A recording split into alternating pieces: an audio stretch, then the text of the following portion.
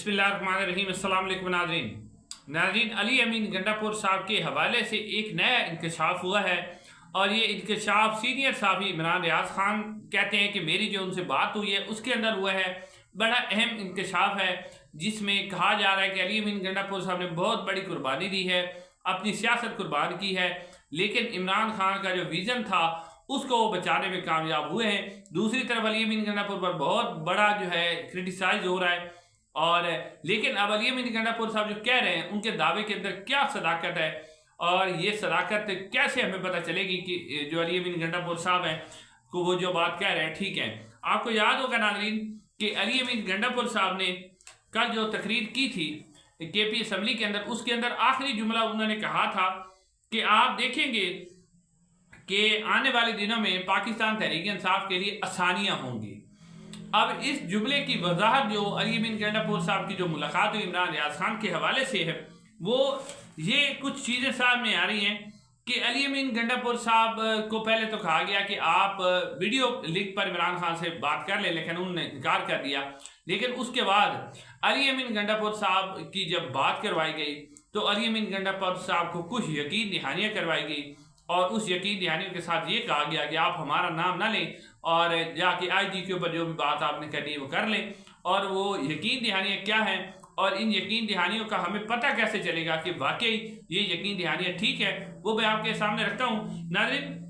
पहली जो बात ये की जा रही है कि अली अमीन गंडापुर साहब को ये यकीन दहानी करवाई गई है कि जो आईनी तरमीम है वो 25 अक्टूबर के बाद होगी। ये यकीन दहानी करवाई गई अली अमीन गंडापुर साहब को और उसके बाद जो है एक और यकीन दहानी करवाई गई है कि जस्टिस मंसूर अली शाह साहब का जो नोटिफिकेशन है वो भी जारी कर दिया जाएगा।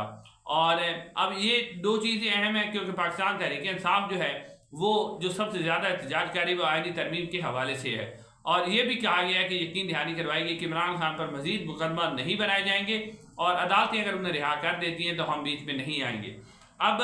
नाज़रीन, अली अमीन गंडापुर साहब का अगर ये दावा सच है, क्योंकि अली अमीन गंडापुर पर शदीद तनकीद हो रही है,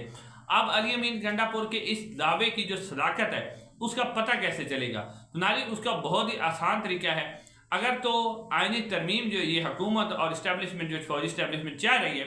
अगर ये 25 अक्टूबर से पहले इसकी कोशिश की जाती है तो फिर तो अली अमीन गंडापुर साहब जो है वो झूठ बोल रहे हैं, वो कंप्रोमाइज़ हैं, उन्होंने कंप्रोमाइज़ किया है। लेकिन अगर ये जो आईनी तरमीम है ये 25 अक्टूबर के बाद होती है तो फिर आप अली अमीन गंडापुर साहब के हवाले से जो पहले भी कहा जाता है कि अली अमीन गंडापुर इमरान खान और इस्टेब्लिशमेंट के दरमियान मुज़ाकरात करवा रहे हैं तो उनकी बात के अंदर कुछ सदाकत होगी। लेकिन इस सब का दारो मदार इस बात पर होगा कि क्या आईनी तरमीम 25 अक्टूबर से पहले होगी या नहीं होगी। इस हवाले से बड़ी अहम कोशिश की जा रही है और जो है अब आपने देखा कि आज जो फ़लस्तीन के नाम पर एक कॉन्फ्रेंस हुई थी, नाम तो फ़लस्तीन का इस्तेमाल किया गया, हालांकि यही हमारी मिलिट्री इस्टेब्लिशमेंट फ़लस्तीन के नाम पर एहतजाज भी नहीं करने दे रही थी। आज वो उसके कॉन्फ्रेंस बुला रही है और उस कॉन्फ्रेंस के दरमियान जो है पाकिस्तान तहरीक इंसाफ ने शमूलियत से इनकार किया है, बाकी तमाम जमातें शामिल हैं और उसमें मौलाना फजलुर रहमान साहब जो हैं उनका किरदार बहुत ही अहम है। मौलाना फजलुर रहमान साहब जो कोशिश कर, आज उनकी मुलाकात है यानी नवाज शरीफ साहब और आसिफ अली जरदारी साहब से उनकी मुलाकात शेड्यूल है और भरपूर तरीके से कोशिश की जा रही मौलाना फजलुर रहमान साहब की मनाने की।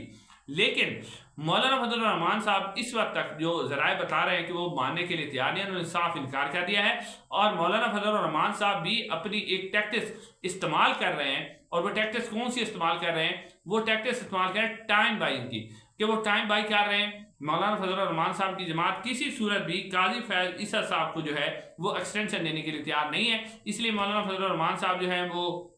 मुलाकातें खेलते रहेंगे और टाइम बाई करते रहेंगे और टाइम बाई करने के बाद वो 25 अक्टूबर का इंतजार करेंगे। उसके अलावा नाज़रीन, इस वक्त भी जो पाकिस्तान तहरीक मुस्लिम नून है, PDM है और इस्टेब्लिशमेंट है, उसके नंबर पूरे नहीं हैं। ये कन्फर्म न्यूज़ आपको मैं दे रहा हूँ कि उसके नंबर बिल्कुल पूरे नहीं हैं, बल्कि मुस्लिम नून के 3 से 4 अरकान असम्बली जो हैं उन्होंने भी वोट देने से इनकार कर दिया है। मौलाना फजलुर रहमान साहब का भी इनकार है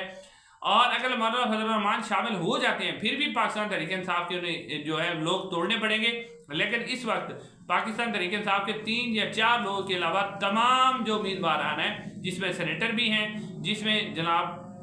MNAs भी हैं, वो सारे महफूज है और वो किसी सूरत भी इस तरमीम के हक में वोट देने के लिए तैयार नहीं है। اس کے علاوہ ناظرین ایک بہت بڑی اور بھی پیش رفت ہوئی ہے جسے ان آئینی ترمیم کو جھٹکا لگا ہے، وہ ہے وکلا کنونشن۔ ناظرین آج جو اسلام آباد کے اندر وکلا کنونشن ہوا ہے اس میں نہ صرف پاکستان تحریک انصاف کے حمایت یافتہ جو حامد خان گروپ ہے انہوں نے شمولیت اختیار کی ہے، اس کے علاوہ جو آسما جہانگیر گروپ ہے جو کہ ماضی میں اینٹی اسٹیبلشمنٹ ہوتا تھا، آسما جہانگیر صاحبہ جو ہے اسٹیبلشمنٹ کے بارے میں ایک خاص نقطہ نظر رکھتی تھی اور وہ ہمیشہ سے اپنے اسٹیبلشمنٹ کے خلاف کھڑی رہی ہیں آئین اور قانون کے ساتھ، لیکن ان کی وفات کے بعد اس کا جو باغ دوڑ ہے وہ احسن بھون اور اعظم نذیر تارڑ صاحب کے ہاتھ میں آ گئی، تو یہ دونوں جو ہیں یہ اینٹی اسٹیبلشمنٹ ہونے کی بجائے پرو اسٹیبلشمنٹ ہو گئے اور اسٹیبلشمنٹ کے ساتھ چلے گئے۔ اس وقت یہ لوگ اسٹیبلشمنٹ کی گود میں بیٹھے ہوئے ہیں، نواز شریف صاحب کے ساتھ ان کے بڑے نون لیگ کے ساتھ بڑے گہرے تعلقات ہیں، ڈی ایچ اے کے اندر یہ پلاٹ لے رہے ہیں، تو ان کے اسٹیبلشمنٹ کے ساتھ اچھے تعلقات ہیں، لیکن ان کے بھی گروپ کے بہت سے آج وکلا شامل ہوئے اور انہوں نے بھی کہا کہ ہم ان آئینی ترمیم کو کبھی بھی منظور ہونے نہیں دیں گے۔ اس کے علاوہ پاکستان بار کونسل گروپ کے بھی بہت سے وکلا شامل ہوئے اس کے اندر، اور